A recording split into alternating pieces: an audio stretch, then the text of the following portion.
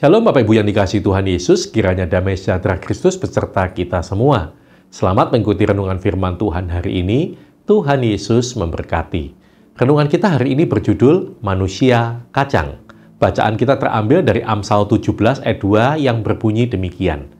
Budak yang berakal budi akan berkuasa atas anak-anak yang membuat malu dan akan mendapat bagian warisan bersama-sama dengan saudara-saudara anak itu. Bapak, Ibu, dan saudara sekalian, George Washington Carver adalah seorang penemu, ilmuwan, guru, dan pionir di bidang pertanian Amerika Serikat. Ia dilahirkan pada 12 Juli 1864 dari seorang budak kulit hitam bernama Mary. Ia tidak pernah mengenal ayahnya karena ayahnya meninggal terlindas gerobak pengangkut kayu hanya beberapa saat setelah ia dilahirkan. Hidupnya sejak kecil penuh dengan kesulitan. Karena ia berkulit hitam, maka ia tidak diperbolehkan bersekolah di sekolah biasa. Tetapi karena Carver punya keinginan yang sangat kuat untuk belajar, maka ia rela berjalan puluhan kilometer hanya untuk bisa belajar membaca. Ia hidup dari belas kasihan, tidur di lumbung, bekerja sebagai tukang cuci, tukang kebun, dan tukang masak demi membiayai pendidikannya. Namun semangatnya tidak pernah padam. Akhirnya, ia berhasil masuk perguruan tinggi dan mendalami ilmu pertanian atau ilmu botani. Alih-alih mencari kekayaan pribadi, ia memilih mengabdikan hidupnya untuk membantu para petani miskin, khususnya sesama orang berkulit hitam.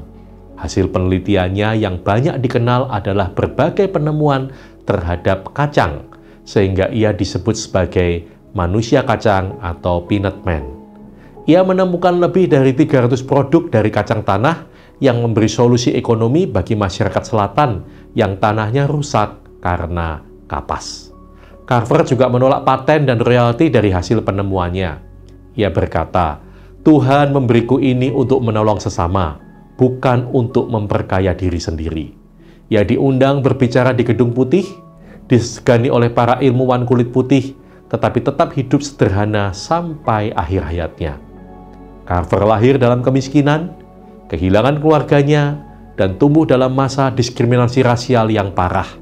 Namun ia tidak memilih untuk menyimpan dendam, melainkan menanamkan cinta, kerendahan hati, dan semangat belajar yang luar biasa. Dalam dunia memuja gelar dan pencapaian, George Washington Carver mengingatkan kita bahwa kehebatan sejati terletak pada kesediaannya untuk melayani. Ilmu, bakat, dan kemampuan yang kita miliki bukan untuk meninggikan diri, tetapi untuk menjadi berkat bagi sesama.